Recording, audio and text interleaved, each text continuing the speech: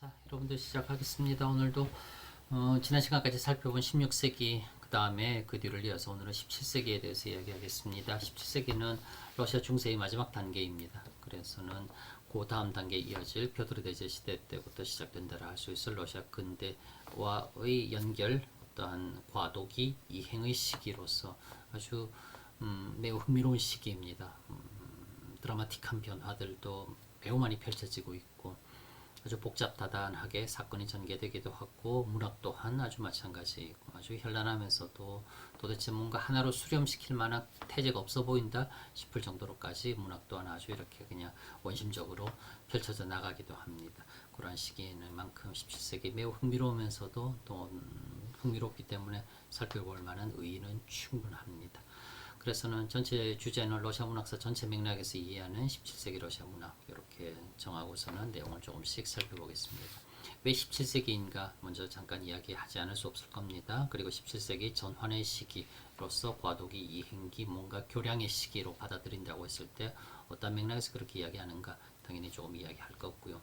그 다음 17세기 문학이라고 하는 것을 전반적으로 이해하는 하나의 유용한 틀로서는 문학이라고 하는 무대 위에서 활동하는 연극의 개념으로서 등장인물이라고 하는 것을 가져오겠습니다. 그래서는 작가라고 하는 등장인물, 독자라고 하는 등장인물, 주인공이라고 하는 등장인물들이 17세기 문학이라고 하는 무대 위에서 어떻게 활동했었던가 살펴보면서 17세기 문학 전체에 대해서 큰 틀을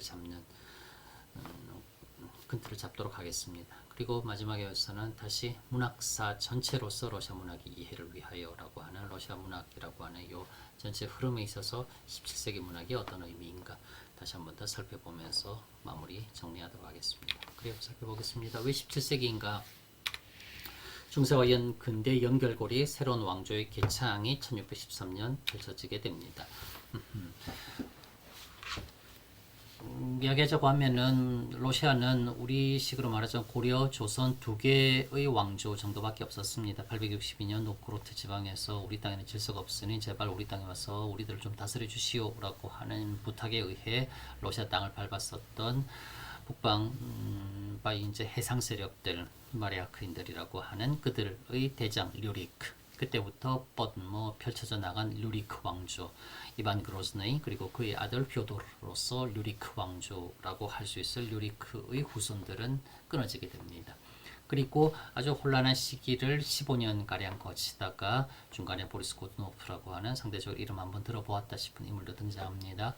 보리스 고드노프의 섭정기를 거치면서 외부 세력들도 개입되고 폴란드, 스웨덴 아주 혼란스러운 상황 15년 동안 엎치락 뒤치락 하다가 결국은 모든 혼란이 종식이 되고 로마노프라고 하는 가문의 아들 17살 미하일이 새로운 차르로 즉위하면서 로마노프 왕조라고 하는 새로운 왕조가 시작됩니다. 그게 1613년이라고요. 그리고 그렇게 해서 17세기 초 1613년 17세기 초지요.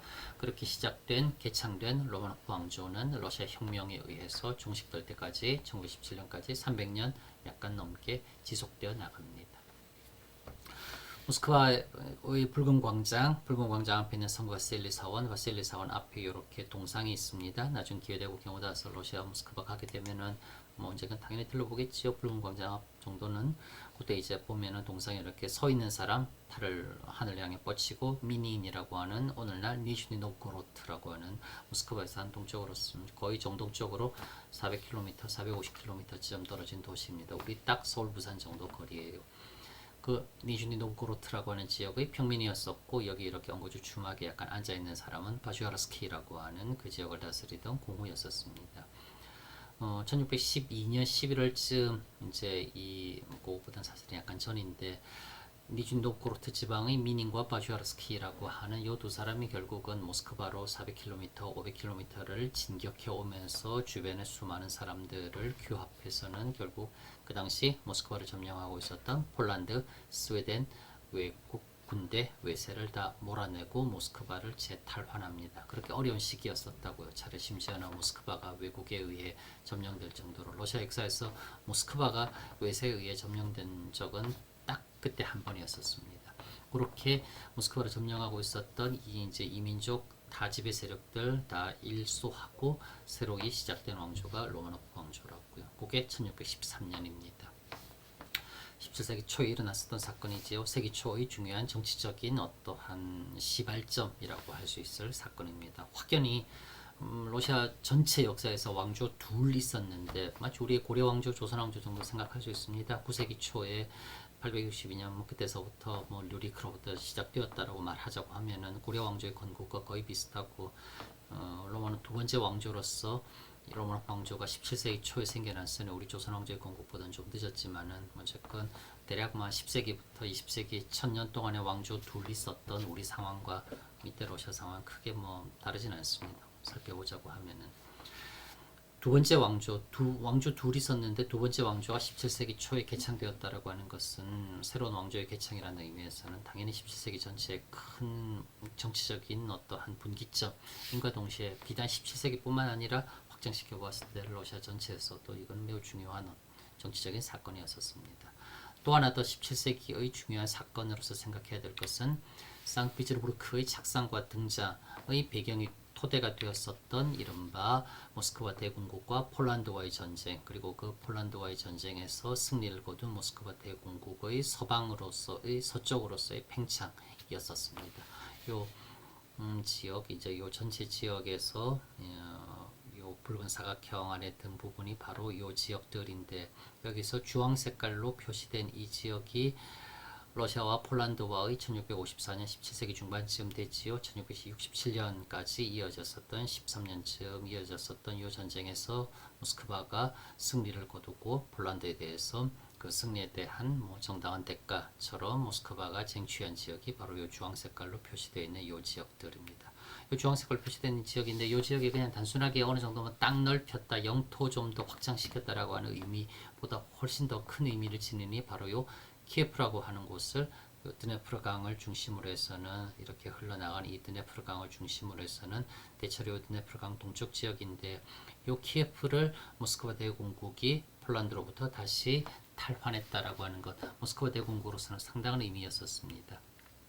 키예프는 우리 키예프스카야 루시, 키예프 루시의 첫 이제 다룰 때 봤던 것처럼 중세 동슬라브인데 최초의 역사적, 정치적, 경제적, 문화적, 사회적 공동체에서 가장 중요한 중심이었었습니다. 그러다가 몽골의 침략, 타타르의 지배로서 타타르에 가까운 오늘날의 모스크바를 중심으로 한 지역은 타타르의 지배를 받았고, 상대적으로 타타르의 본령으로부터서는 조금 멀리 떨어져 있는, 동시에 바로 인접해 있었던 리투아니아, 폴란드 세력과는 가까웠었던 키예프루스의 지역은 바로 자신들 옆에 있었던 리투아니아와 폴란드의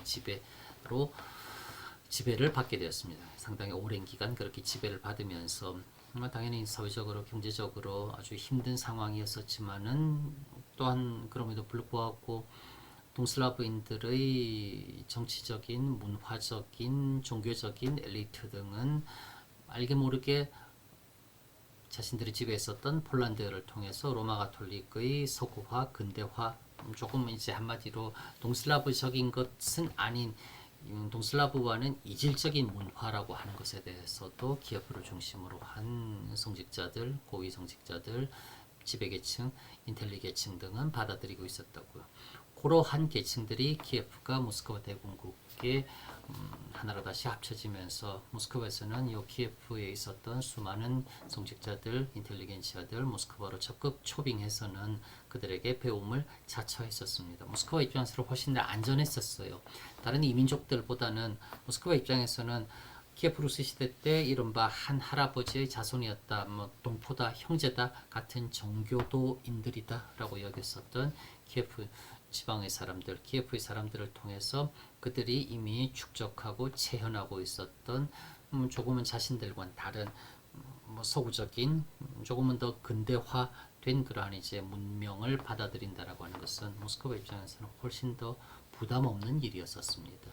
결국 이 키예프라고 하는 지역은 단순하게 모스크바 대공국의 영토 팽창이었다라고 하는 점이 아니라 바로 모스크바 대공국이 조금은 자신들과는 여지껏 중세적이며 여지껏 모스크바적인 문명과는 다른 서구적인 문명에 한 발 더 다가설 수 있도록 해주는 일종의 연결고리처럼 역할을 해준 것이 바로 요 키예프 중심의 고위 성직자들, 인텔리게치안들 등등이 될 겁니다. 이들의 활동에 대해서는 당연히 수업 시간에 좀 더 자세히 살펴볼 것입니다. 그리고 그렇게 키예프 중심으로 한 이른바 서구적인 근대적인 문화가 모스크바 대공국에 영향을 주었던 것과 마찬가지로 서쪽 지역의 영토를 확보하게 됨으로 인해서 그 다음에 등장하는 표트르라고 하는 러시아 제국의 지도자는 이제 좀 더 서쪽으로 진출할 수 있을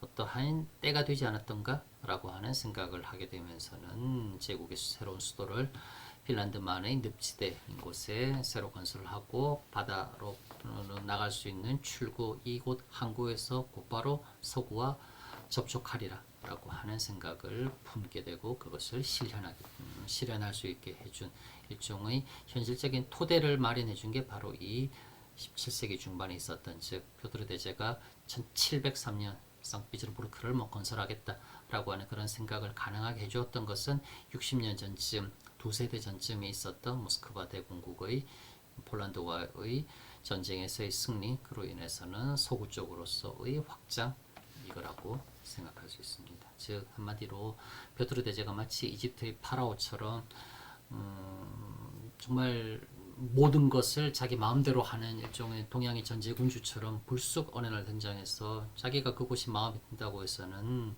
오늘날의 비츠르부르크에다가 여기다가 나 수도 정할래 무조건 내 말 듣고 이리로 따라와 그렇게 한 것 뭐 그러진 않다고요.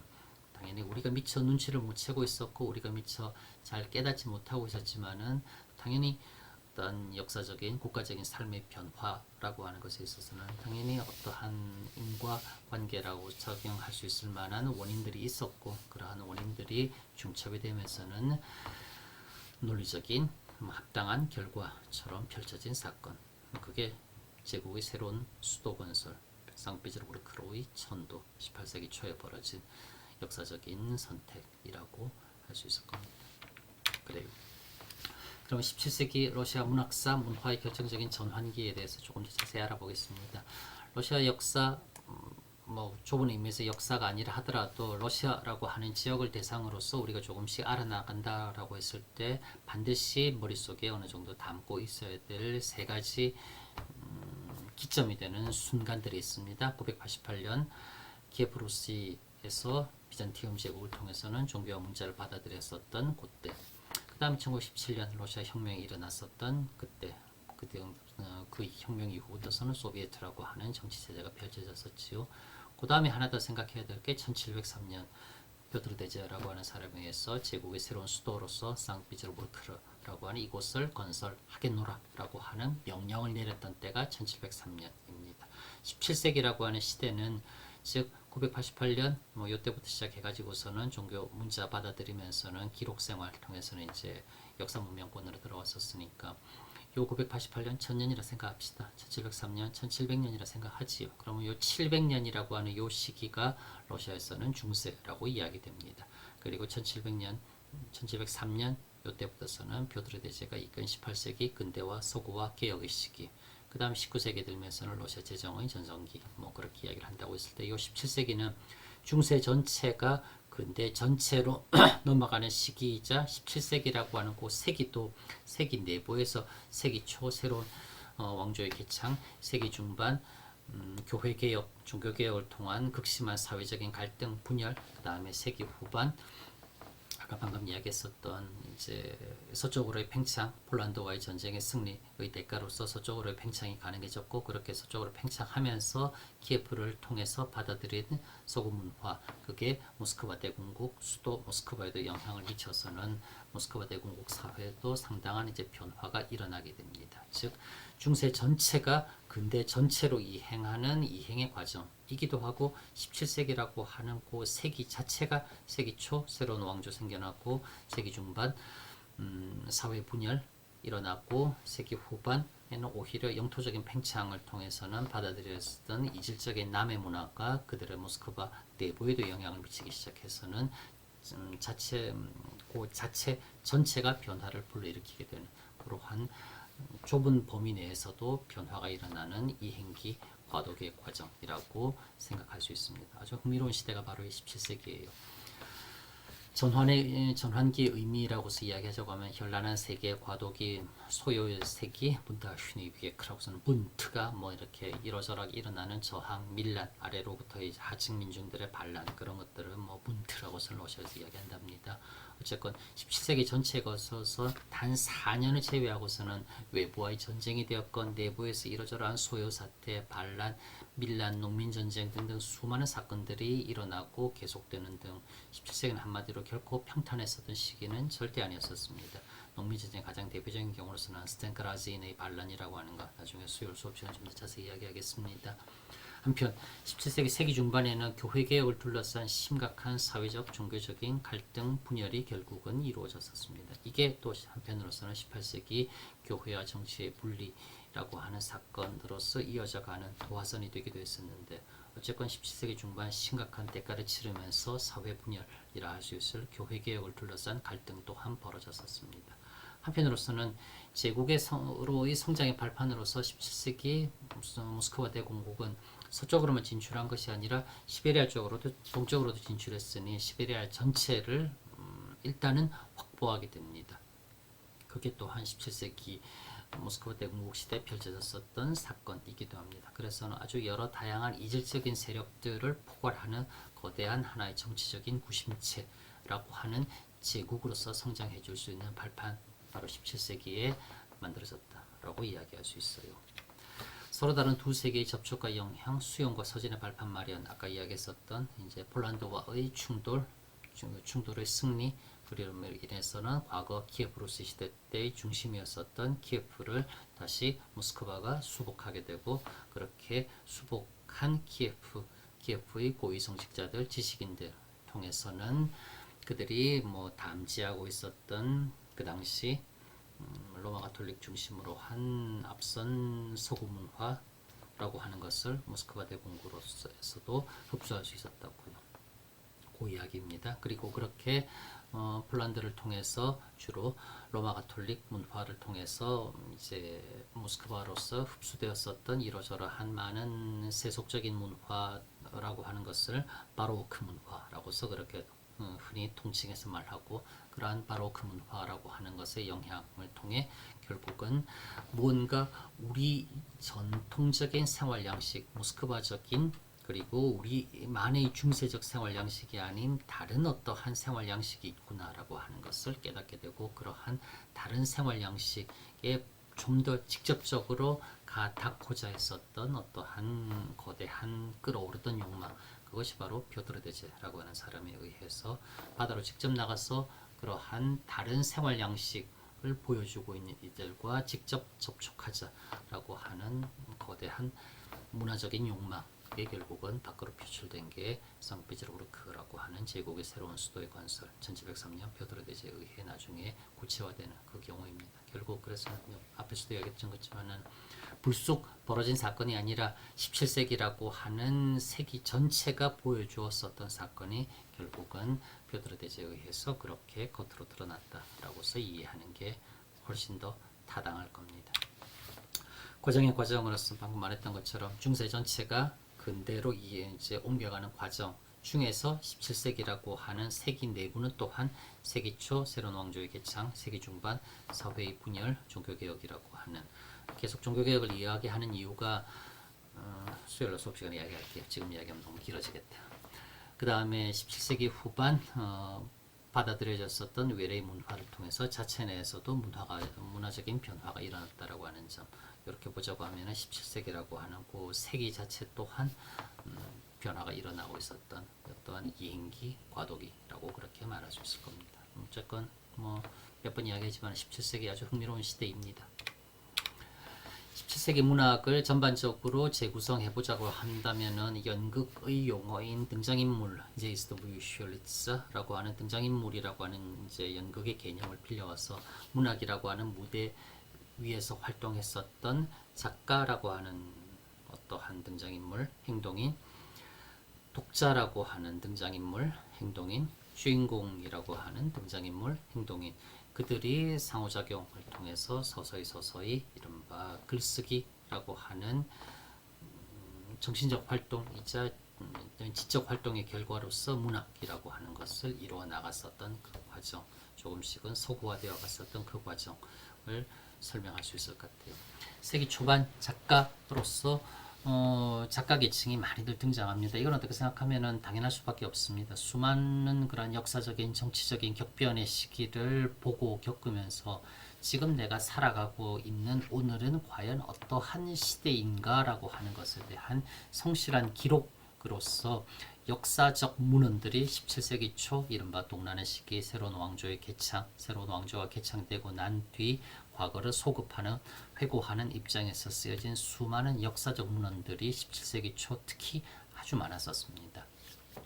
그래서는 당연히 17세기 초 그러한 이제 엄청난 혼란 격동의 시기에는 한마디로 지금 벌어지고 있는 이 시대를 무엇보다도 기록하겠다라고 하는 입장에서 글 쓰는 사람으로서 무엇보다도 벌어지고 있는 벌어졌던 일을 기록하는 입장에서 작가 계층이 17세기 초에는 아주 그냥 현격하게 등장합니다. 그래서는 그들의 활동으로서 역사적인 문헌들이 아주 그냥 많이 비축되어 있어요. 세기 중반이 이렇게 되면 이제 대동란이 이제 의미하고서 이야기한 겁니다. 세기 중반 펼쳐졌었던 교회 개혁을 둘러싼 종교 분열이라고 하는 것은 러시아 사회에 있어서는 오늘날까지도 뭐 결과를 미치고 있는 교회의 상하층 양의 분열을 직접적으로 촉발케 한 아주 그냥 중요한 사건입니다. 나중에 우리 배우겠지만은 아바쿰이라고 하는 17세기 그러한 이제 교회 지도자는 17세기 러시아 사회에서의 교회개혁, 종교개혁이라고 하는 것은 다른 유럽의 교회개혁, 종교개혁들과는 달리 위로부터 펼쳐진 교회개혁, 종교개혁이었습니다. 즉 한마디로 가장 원래의 가장 기본 순수했었던 초대교회적인 형태로서 다시 되돌아가자라고 하는 개혁적 움직임이 위로부터 그렇게 전파되었다고요.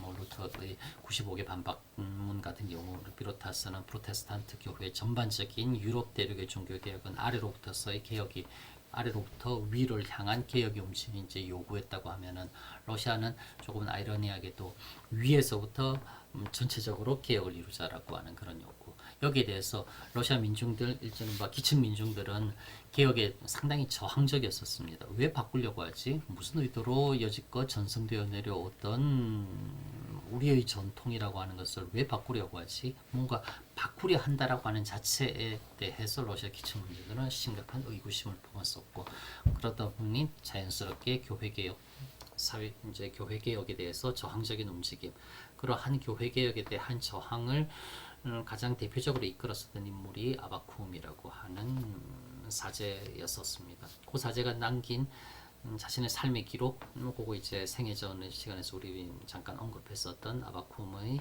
생애전이라고 하는 겁니다. 그 아바쿰의 생애전은 아바쿰이 내가 이만큼 성스러우면서도 순결한 삶, 아주 그냥 고난에 가득한 삶, 어차피 나는 처형당할 것이고 나는 기꺼이 죽음을 맞이할 것이다라고 하는 것은 예감하고 있었지만은 내가 이만큼 훌륭하다라고 하는 것을 말하는 게 아니라 아바쿰의 생애전은 내가 이러한 삶을 살다가 결국은 죽게 될 것이니 여러분들도 나의 생애전을 잃는 수많은 나와 함께 뜻을 같이 하는 위로부터의 종교개혁에 저항하는 평범한 한 명 한 명으로서 러시아 민중으로서 여러분들 역시 희망과 용기, 그리스도에 대한 믿음을 잃지 말고 역시 예로부터 전해져 내려오는 그 믿음을 지키시오 라고 하는 그걸 이야기하고 싶은 거라니까.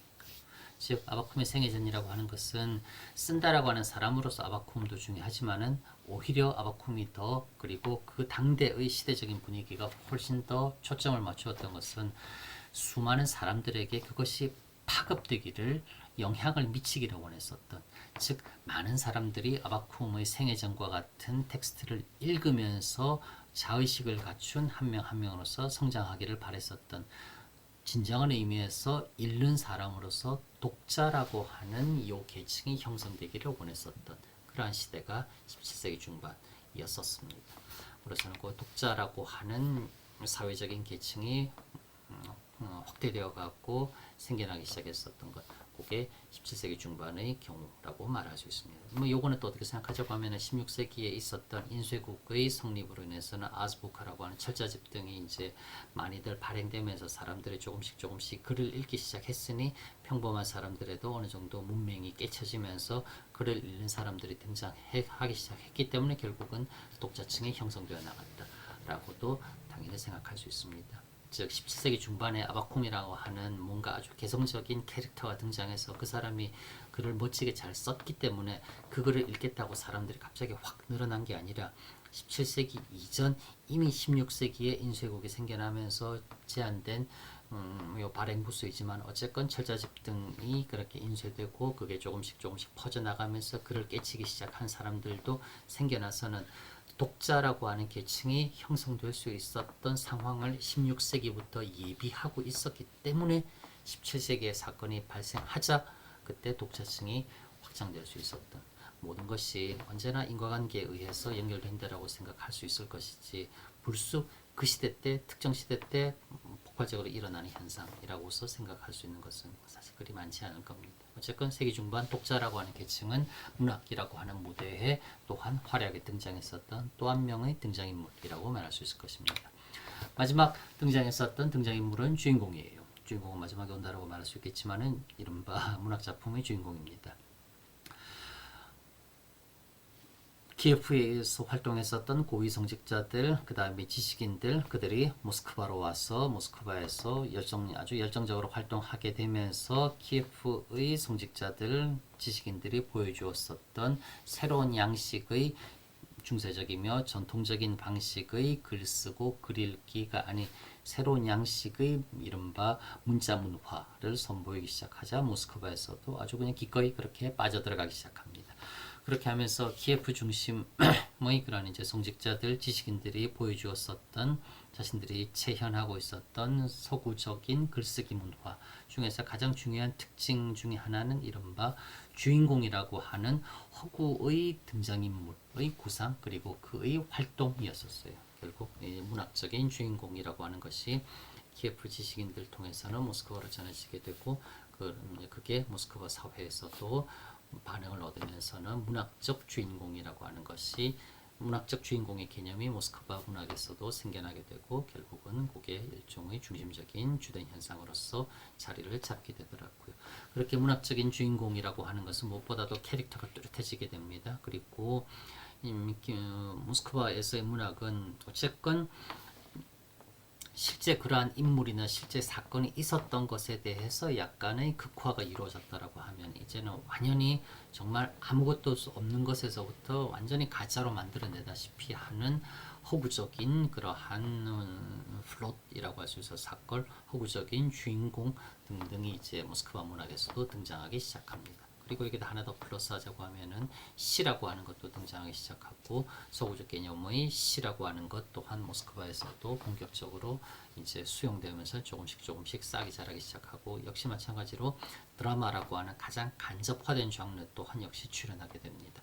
드라마가 왜 가장 간접화된 장르냐고 하니까 무대 위에서 연기를 펼치는 배우들이 있잖아요. 그리고 객석에서 바라보는 관객들 있지 않습니까? 그렇게 해서는 무대라고 하는 경계선 공간을 통해서는 여기까지는 이제 한마디로 가짜입니다. 이거는 무대 위에서 우리가 펼쳐주는 완전히 허구의 사건이에요. 그 완전히 허구의 사건은 여러분들은 객석이라고 하는 곳에서 바라보고 있는 것입니다.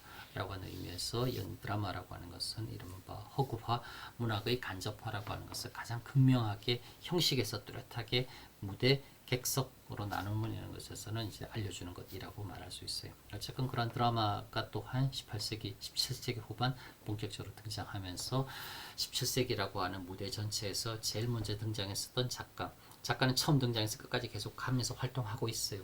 세기 중반에 등장하는 독자는 또한 당연히 세기 중반 이제 무대에 등장해서 끝까지 갑니다. 그리고 마지막에 등장하는 이러저러한 문학적 형태, 가장 이른바 직접적인 문학적 형태의 주인공, 문학적인 현상 등등이 생겨나면서 이전과는 다른 형태의 글쓰기 활동으로서는 접어들 수 있는 가장 18세기 들어서는 그렇게 접어들 수 있는 그 단초가 17세기 말에 생겨난다고 말할 수 있어요. 바로크라고 하는 시대를 염두에 두고 말하는 겁니다. 결국 요 세 개가 합쳐지는 것은 문학사라고서 이야기할 수 있을 겁니다.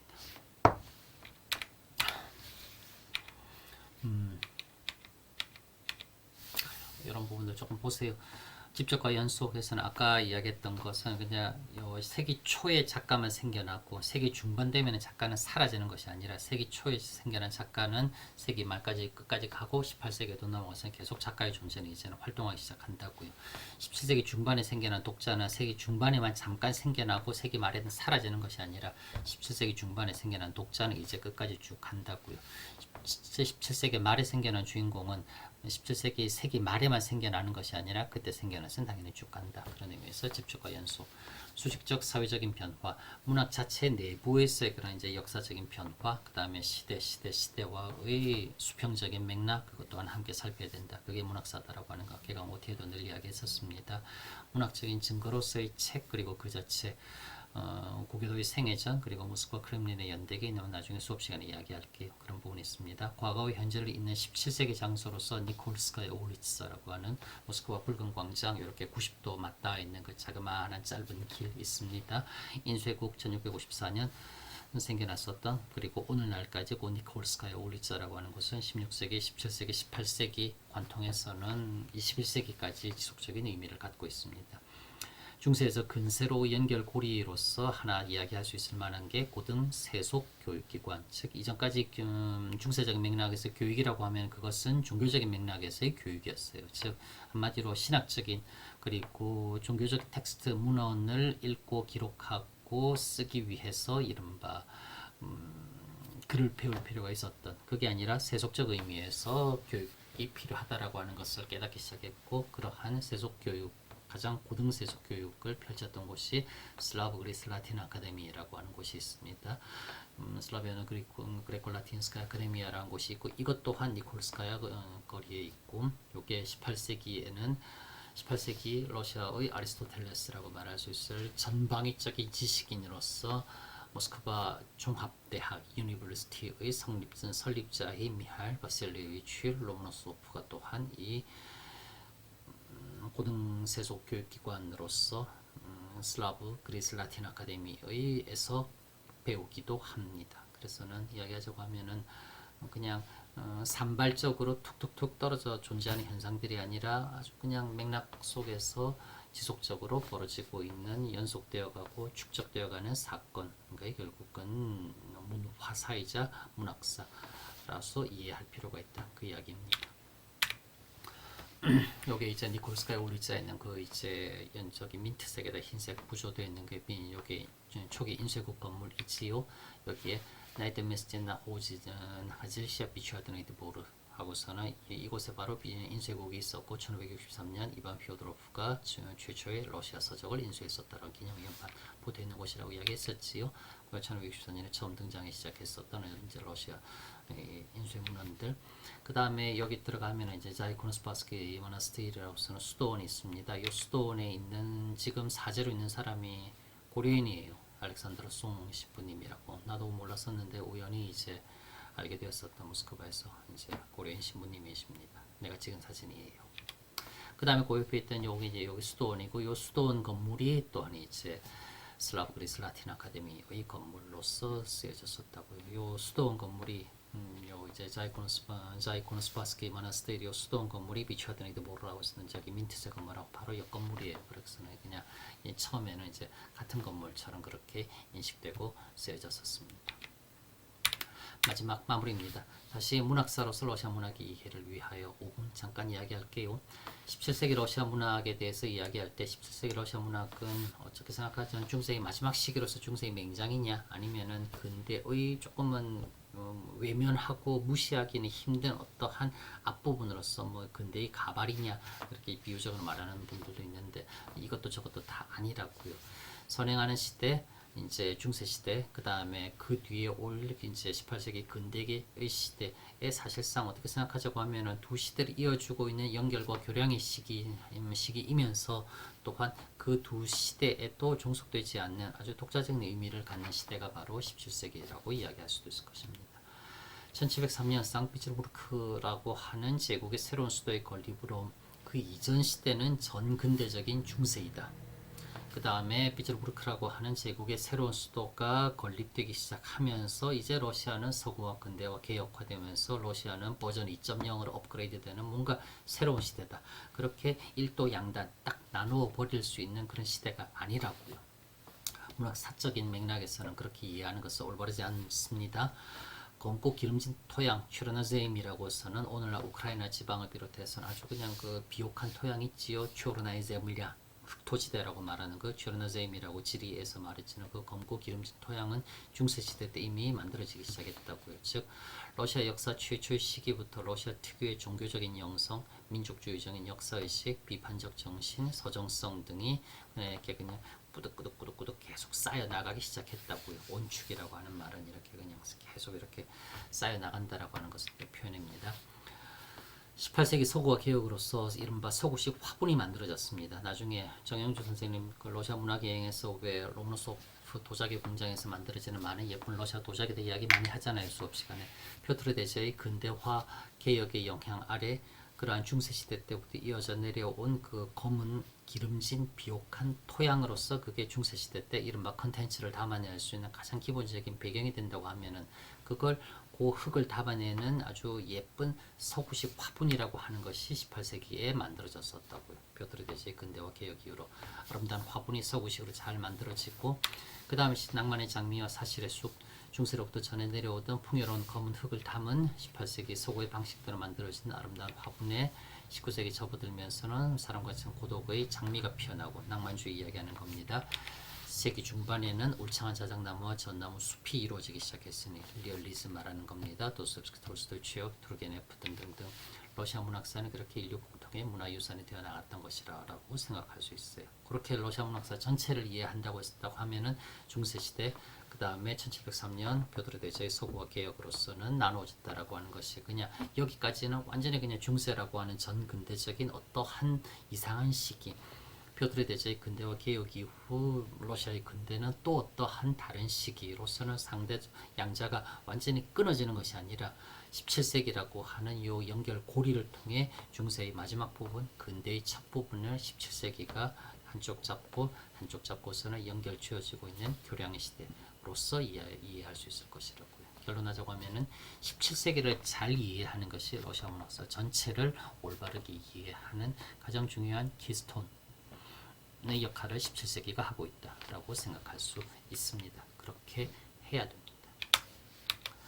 이러한 연속적인 이해를 가능케 하고 또 그런 개념으로 접근하는 것이 러시아 문학사이며 발전과 변화의 통사적 과정 속에서 러시아 문학을 이해하는 러시아인들 그들의 관점이라고요. 러시아에서는 모스크바 국립대학이나 상피츠부르크 대학 같은 경우 우리의 국어 국문학과에 해당하는 그들의 러시아 문학을 연구하는 그들 학과 이름을 카페드라 이스토리 루스코이 리터라투르 러시아 문학사 학과라고서 모스크바 국립대학 피츠부르크 대학은 그렇게 우리의 고려대학교 국어국문학과를 그렇게 명칭하고 있다고. 즉 러시아인들은 무엇보다도 러시아 문학이라고 하는 것은 문학의 역사를 연구하는 것이 러시아 문학이다라고 이야기할 정도로 문학사라고 하는 것, 도스토옙스키가 불쑥 생겨난 것, 푸시킨이 불쑥 튀어난 것, 취업부가 어느 날 문득 등장한 것 아니라고요.